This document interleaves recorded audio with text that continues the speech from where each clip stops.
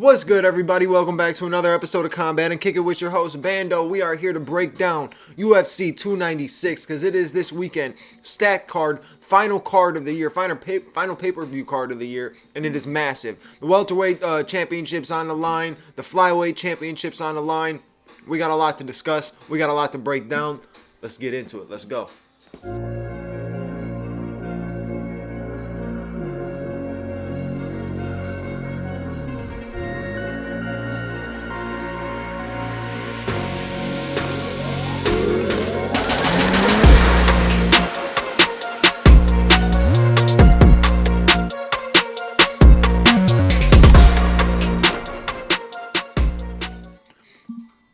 Alright, everybody, welcome back. You already know it's your boy Bando. Like I said, UFC 296 is this weekend, and we got to do the breakdown for it. But my breakdown's going to go just a tad bit different this time.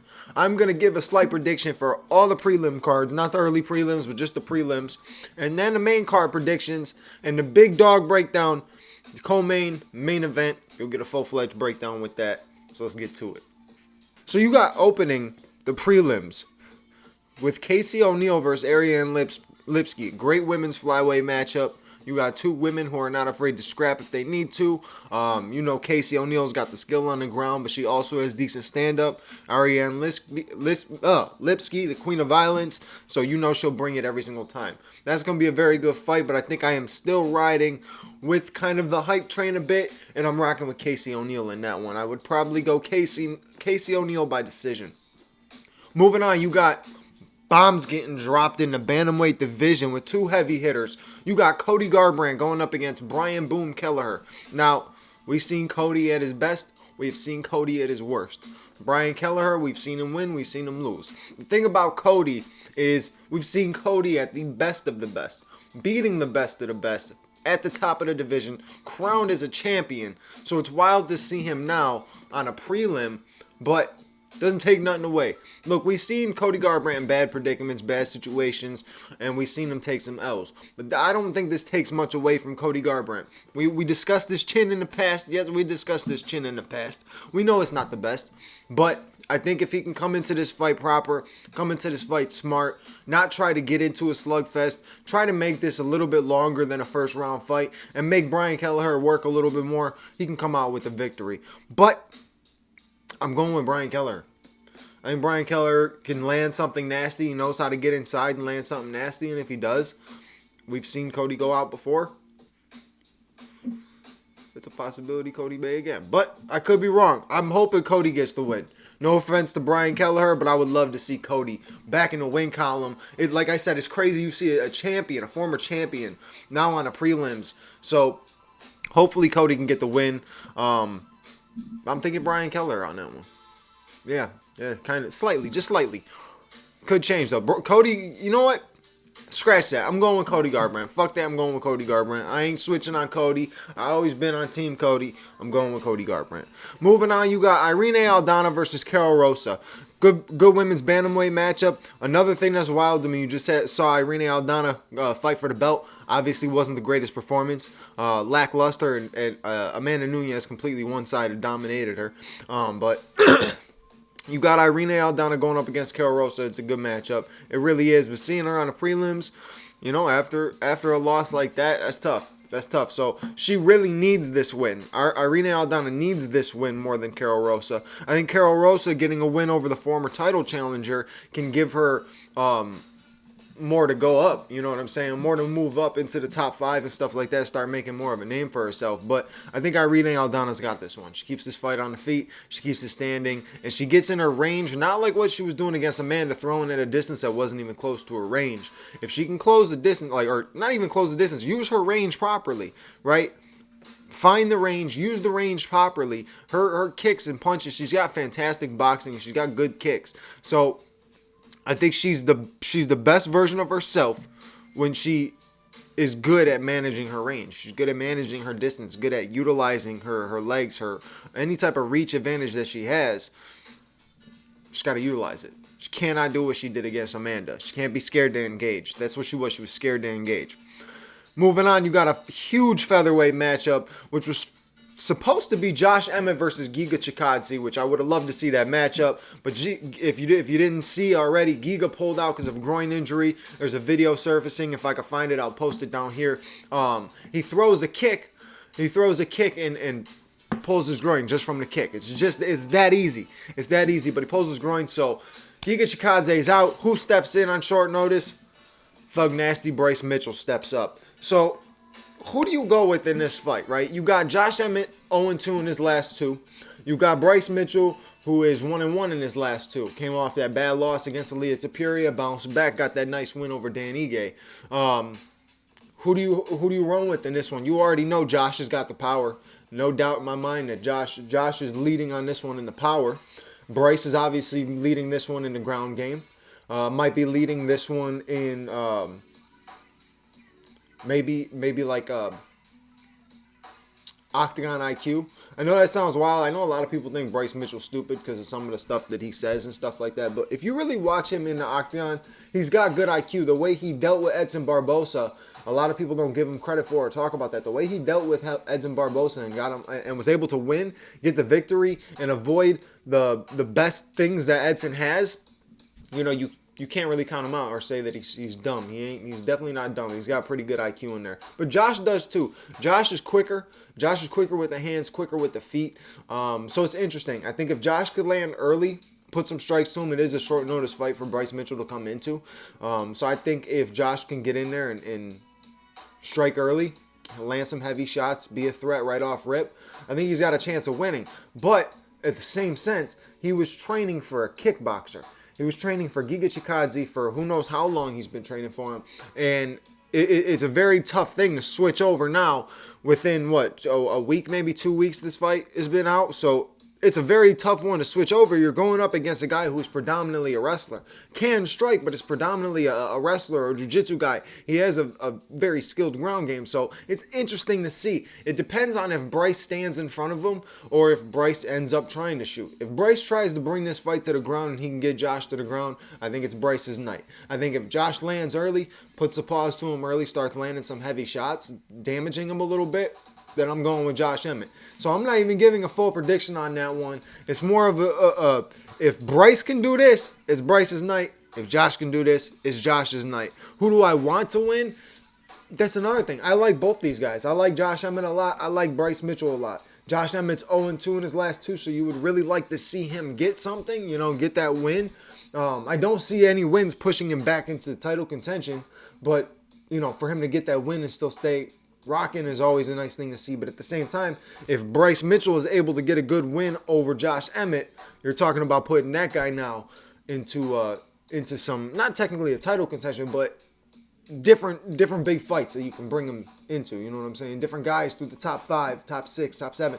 Different guys that you can definitely throw him up against. Arnold Allens, Brian Ortega, Yair Rodriguez, Max Holloway. You know what I'm saying? There's options out there. So I don't know who I want to win or who I really think is going to win. I think that's going to be a good matchup. I think it could either be one that is done in 1 or we're seeing go through in 3. So, moving on to the main card. Opening the main card was supposed to be Vicente Luque versus Ian Gary. Now, I'm not even going to get crazy into this, but we know all the shit that's been going on with Ian Gary. So, all of that, not wanting, he said he was in fear for his family's life, which is insane, dude. Nobody's threatening your family's life, fam. No one's threatening anything about your family. No one's trying to go at your family in any way. All they're doing is calling you the C word. If you don't know what I'm talking about, go look it up, because I don't even know if I can say it on YouTube, but I'll give him flack. Fuck yeah, I can. I say fuck all the time. It's cuck. They call him a cuck, because it is what it is. It is what it is. You live in the same household with your wife and your nutritionist, who also lives in the same household, which is her ex-husband. Things don't read, brother. But either way, I'm not going to dive deep into that, because that's somebody else's personal business, somebody else's personal life, not my shit to deal with. But at the same time, everything that's been going on, and Ian Gary pulls out of UFC 296. Now, from what was said, that he got the flu, and then the flu turned into pneumonia. But 2 days ago, he was posting a hype video about him being at UFC 296. not to say you can't get the flu in 2 days, but the flu and then boom, pneumonia just like that. I don't know nothing about medical shit, so maybe I'm wrong, but it just seems crazy. But I'm not trying to call the guy a liar or say that he isn't sick, but just seems like convenient timing. That's all. And I know a lot of people are going to break it down that way. And if he is sick, God bless. I hope you're okay. I hope you feel better, guy. But at the same time, it just seems wild. It seems wild when all the presser stuff starts, all the press conferences and everything like that start. You don't show up, you're sick. You know, it's just wild, real wild. But either way, Ian Gary, Vicente Luque's off, which sucks because it was a fantastic fight on the card. All things Ian Gary aside, on his outside life, he is a extremely talented fighter. He's a good striker. He's fun to watch, right? But at the same time, Vicente Luque is a savage. So you were about to see him go up against a savage that's trained with him. They've seen each other work in their best positions and stuff like that. So it's one of those things where I kind of wanted to see this fight. It was very interesting to see where can Ian Gary go with his career, and can Vicente Luque be the one to stop the hype train, which I actually was going to go with my prediction with being Vicente Luque because of everything that was leading up to this fight week with Ian Gary. At the end of the day, if Ian Gary isn't sick, he has to live with that. You know what I'm saying? He has to live with the fact that he pulled out because of trash talk from the fans. That's going to happen, bro. As many fans as you have trash talking, I guarantee you have just as many trying to back you up. So it's one of those things where, like I said, it sucks we don't get the fight, but I guess it's understandable. A lot of shit going on for him. Who knows? If he's not sick, he might be just stressed to the gills, can't handle it. It happens. What are you going to do? You know? But either way, he's out of this fight week. It was going to be a long one for him regardless. Moving on, you got Tony Ferguson, Paddy Pimblett. Oh, man, I don't want to see this fight happen unless one thing happens, and that one thing has to be Tony Ferguson getting the motherfucking win. And if Tony El Kukui Ferguson isn't getting a win, I don't want to see it. Look, Paddy, no hate, bro. I fucks with you. But there's no way I want to see El Kukui lose again. And definitely not lose to you. I don't know, I'm losing my voice or something. I can hear it cracking. All right, I'm losing my voice or some shit. But there's no way. No way. I want to see him lose. And it be to Paddy. Because here's the thing about Tony. Tony's not the type of dude that would win and retire or lose and retire. Tony is going to keep going, right? But after a Paddy Pimblett loss, that's going to be the one where Dana's like, either you're cut or I don't want you fighting anymore, like he did with Chuck Liddell. So you sit back and you look at that and you're like, damn, I really don't want Tony to lose this fight. I rather, if Tony's going to do anything, if he's not going to retire, at least win. At least win. You're never going to get back to a championship, but it's one of those things. I want to see Tony get the dub and ride off into the sunset. My final main prediction for that is Paddy Pimblett getting the win. I don't know how, but I think Paddy's going to get it done. I can see Paddy getting it done early. I can see Paddy getting it done in 2. I can see Paddy winning by decision. I can see routes to victory for Paddy. We haven't seen many ways of victory for Tony Ferguson his last 6, so it's hard to say that I see routes of victory for Tony. I see routes of victory for the old version of El Kukui, who was cutting people up, elbowing them from the bottom, making them pay. If that version of Tony can somehow crack out this weekend, then Tony Ferguson can get the dub. But my predictions with Paddy Pimblett. Pimblett. Moving on to Shavkat Rakhmonov versus Stephen Wonderboy Thompson. That's a great matchup. You already know Shavkat is an absolute savage. 17-0. He's got great stand-ups, got great wrestling. That's a problem. That's a fucking problem. That man's mixed it all up in every which way. He's fantastic. It's going to be a tough fight for Stephen Wonderboy Thompson. That's for damn sure. It's going to be a tough fight for him. But I think Wonderboy's been in with so many different people that he's going to be able to do things to neutralize Shavkat in certain positions. But if he can't, it's going to be a long night for him. It's going to be a long night for him.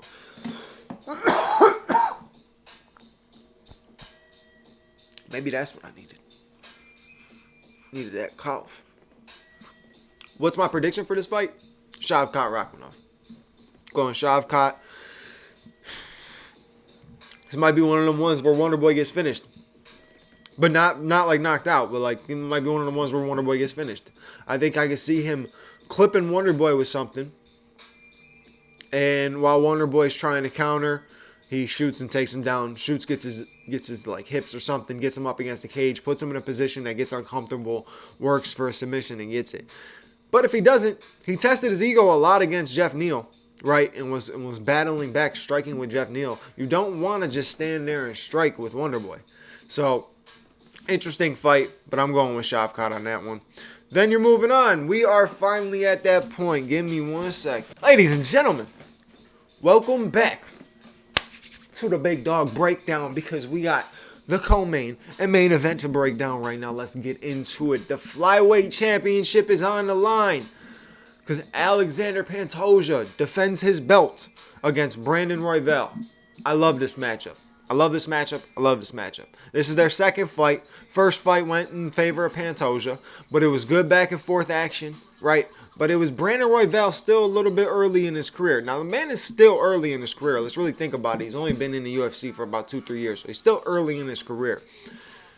He's got to come in with that vengeance mindset. That vengeance mindset of, I lost to this guy once, I got to go in there, I got to get it back, and what better way to get it back than to get it back with the belt? Pantoja's got to go in there with the same mindset that he had going against Brandon Moreno, that I'm better than this guy, I beat him already, I'm going to go in there and I'm going to work him. And look, Pantoja's like a boogeyman that people don't talk about. That man is nasty. He will stand right in front of you and trade. He will stand right in front of you and fight. No problem whatsoever. He has no fear, right? But Brandon Royval's got that slick striking. He's got a slick MMA game. He's very slick when it comes to fighting. If you watch this fight against Kai Kara France, a lot of moments that I did not expect him to have success in. And then obviously you saw them both get rocked. That's the famous one that has gone around tons of times. You got him throwing the spinning back elbow. You got Kai Kara France catching him with a punch. They both drop. They get back up. They're both wobbled. They're both going at it. That's what it's like watching a Brandon Royval fight. But it's also what it's like when you're watching a Pantoja fight. Lots of back and forth action. This is going to be a war. Now, when you look at like keys to victory, what do you have to do? Let's see. So, if you look at the tail of the tape, you got Pantoja's 5'4" versus Royval's 5'8". Both at 125, 67.5-inch reach for Pantoja, 68-inch reach for Royval. So not much of a reach advantage in Royval's favor, but there is a height advantage. He's got to use some range of distance. He's got to be able to use some range of distance to keep Pantoja from closing the distance and making shit grimy. Because that's what Pantoja does really well. He makes shit grimy. He gets in, he cuts you up, he makes it nasty. So if Royval can avoid from that, right? Keep him at distance. Be nasty with the striking. Be different, right? Don't look to get in a slugfest with this guy. Don't look to get in a war with this guy. Brandon Moreno did that, got in a war with him and couldn't outwar him. And we see Brandon Moreno outwar Davidson Figueiredo. So he couldn't get past him in that sense. You don't want to end up making the same mistake. So stay behind your jab. Use your legs. A lot of kicks to the body. Teeps. Work teep kicks. Work leg kicks. But keep him distant. Don't let him get comfortable in his range. Now, on the other sense, for Pantoja, like I'm saying, close that distance, bruv. Close that distance. Make it gritty, right? Cut him up. Open him up. And also work your ground game. I think overall you have a better ground game than Brandon Royval. I think it's more of a strong ground game when Royval's got a slicker ground game. You don't want to get caught in anything dangerous on the ground with Royval off his back because he can throw up some nasty shit. But I think the way the aggression and the tenacity of Pantoja, his style, if he gets him to the ground, it could be way different. I can see it. A lot of work with ground and pound and not much work forcing for a submission, right? So those are like just a few key ways to victory for each man, in my opinion. But I think if you're like placing money on it, you're betting on this one, I'd lean towards Pantoja, because if Pantoja can pull him in at any given moment into a war within those 5 rounds, it could end up being in Pantoja's favor. The dude's got cardio, which Royval does too. Royval does as well, but we haven't seen him in a 5-round contest. We haven't seen him in a full-on 5-round war with a guy like Pantoja. He's fought Pantoja, yes. I mean, I know that sounded kind of dumb. He fought Pantoja, but in terms of being in the 5-round fight, you know what I'm saying? I don't think their fight before was a 5-round fight. Let's see.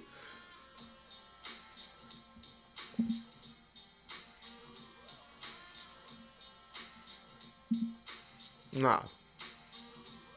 No, it was all the way back in 2021, and Pantoja got him in a submission. So you can see that being attempted again. Don't not expect for Pantoja to be like, oh, I beat him by submission, I'm gonna go for it again. You can see that being a possibility too. But I think this fight's gonna be on the feet.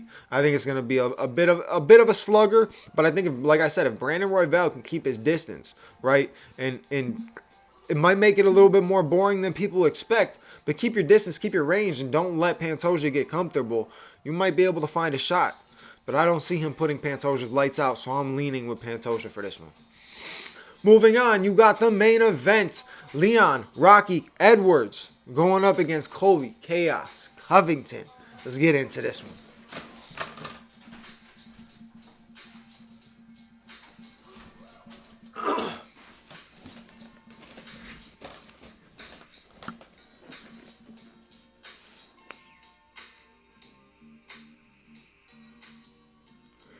All right, so a lot of people have been waiting for this matchup.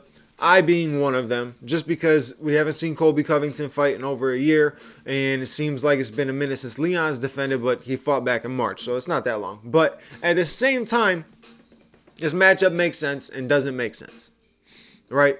Why is Colby here? A win over Jorge Masvidal a year ago?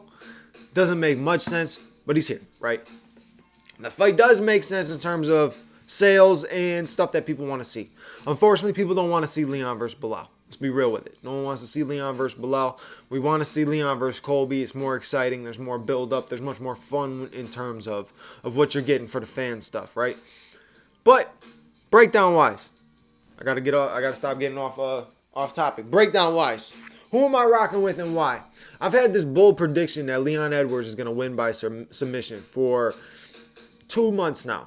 Two and a half months now, right? I've been having this bold prediction he's going to win by submission. Everybody's like, how you say that? How you say that? I say that because we have seen in the past so many times where Colby Covington will work his takedowns but won't do anything with them, right? He will just take you down, hold you there, make the position uncomfortable, be really annoying, right? The same way he was, if you watch the whole Jorge Masvidal fight, he was taking him down just basically being annoying, right? Just bullying him on the ground. That's what Colby does. I think the defense that we saw with Leon versus Kamaru is a good indicator of what can happen this weekend. A couple defended takedowns, and I guarantee you the corner of Leon and Leon himself is going to be able to come up with something and find an opening, right? Whether it's find an opening with some shots or find an opening and find a submission, people forget that Leon Edwards is no slouch. My thing is, if this fight stays standing, obviously we know Leon's he's got the better chance of winning standing up, right? If Colby does get this fight to the ground, right, and knows he can get this fight to the ground, it's going to be a long night for Leon Edwards. We've seen it in the past. Colby will get you down one time. It's like, oh, all right, bet. I got you down once. All right, bet. Get you down again. All right, I'm going to let you back up, throw a couple punches at you down, get you down again. Now he's got you to that point where everything you're throwing is off your back foot. You're backing up towards the cage, which is gravy for him. It's even better for him. It just makes him happy as hell that you're backing up against the cage. He's got you right where he wants you now. But you're throwing punches off your back foot. You got nothing. You're kind of scared that takedown's coming. You're looking for the shot, right? You're waiting for the shot. So then you're like hesitant on throwing, and then all of a sudden you throw and you get shot. So it's one of those things where if Colby knows that he can take Leon down, he's going to do it. He's going to continue to do it. And Colby to me he's not boring. He's an exciting fighter, but he has boring moments in terms of like, dude, you could finish this fight. I know you could finish this fight from this position. You basically got him. Just do it. But he doesn't, right? He will continue to grind the guy out. And I think if he does it one too many times, right, and does get takedown stuffed, Leon is going to be able to lock something in, find something, do something, right? But with Colby, if Colby does get him down and does make statements, right? I think Colby has to do something different, though, with this one, right? If you take him down in the first 2 rounds, bro, make the statement, finish him in the first 2 rounds. And I think same thing with Leon. Leon needs to go in there and finish him. This can't be a fight that goes to decision for either guy. right? It's going to be bad for both men if it goes to decision. People are going to say Colby's not fun to watch. He's boring. He just takes people down, holds them there, lets them back up, takes them down, holds them there, lets them back up. Then you're going to say, oh, all Leon has done as a champion so far is defended takedowns, right? You know what I'm saying? He's constantly defending takedowns, defending clinches, and you're going to see it again. If he wins this fight and he goes up against Bilal, he's going to be doing the same thing, defending takedowns, defending clinches. You're not seeing even the best version of Leon Edwards out there because his striking is so clean, so crisp, but we haven't actually gotten to fully see it in there. You do against guys that are, so-and-so, but you haven't gotten to see it against the top of the top. And I would really love for Leon to have moments in this fight where he can keep it standing and have some success on the feet. I know a lot of people want to see Colby get knocked out. I'm not that big of a hater on Colby. Like, I get the whole get up that he's got going. It doesn't, at this point, it's wild because, like, for a long time there was so many people that hated Donald Trump, and I feel like that's lessening up now. And you look at it like, why are you still carrying that as your gimmick? You know what I'm saying? Like, you could still do the, all the stuff that you do. It might not be a gimmick, a lot of the stuff that he says, but you could still keep that little political aspect of you. But, like, the man wore a Donald Trump suit to the press conference. It's like, all right, I get the gimmick a few years ago, but not just, it's not computing to me no more. Donald Trump's at a UFC event, and the camera goes on him, and you hear the crowd screaming, cheering for him. So I don't think the hate is there as much, right? I don't know I don't get it. I don't know. Like, the gimmick is being over gimmicked. Like, if you saw a wrestler doing the same thing for too long, you know what I'm saying? It gets tiring. These guys end up having changes. I think Colby is in that next gimmick phase, man. Maybe the dude needs to turn face or something. Like, it's something, I don't know. It seems like he says the same thing every press conference. He's got the same lines. It's like, okay, now you're not even actually seeing Colby Covington. You're seeing the character, but the character's dried out now. The character's been the same character for 4 years. Like, it's boring now. So I don't know. That's just me. And I fuck with Colby because, like, I think Colby's one of the most skilled fighters in the UFC, right? And a lot of people would agree with the fact that if Kamaru Usman was never champion, Colby Covington would have been holding that belt type of thing. But I don't know. Gimmick-wise, I don't think he needs to carry the gimmick anymore. You know what I'm saying? I think that's what the whole gist of that is I'm trying to say is he doesn't need to carry the gimmick anymore. Drop the gimmick and just be Colby Covington. I think people would be fine with him being a dickhead, just dickhead Colby Covington, instead of, like, I don't know, super Trumper dickhead Colby Covington. It looks weird now. I mean, Leon made kind of a good point. It's like, damn, you're really, really, like, rocking with another man heavy on that one. It's like, yeah, he is. He is. I get the support. You do your support. Support him as much as you want. But it looks kind of just dumb now. You know what I'm saying? Like, I don't know. But either way, prediction. I got Leon by submission. No one's expecting it. That's probably like a plus 2,000 on the cards. I might throw that down. But yeah, Leon by submission. But either way, that's my UFC 296 breakdown. I told you I was coming through with it. Actually, I didn't tell you because I didn't post my preview. I didn't post my preview because I'm getting ready to post it this morning. And I look at the news and Ian Gary's out. So I'm like, all right, fuck it. I'm just going to go record the breakdown. I'll post the breakdown later today. Hopefully I have it out in time. And boom, there you go. That's my breakdown. I appreciate you guys, as always, for listening. You know what to do. Like, comment, subscribe, and hit the bell notification button if you enjoyed, just so you know when the next episode's out, and I'll catch you then. Your boy's out. I'll talk to you later. Peace.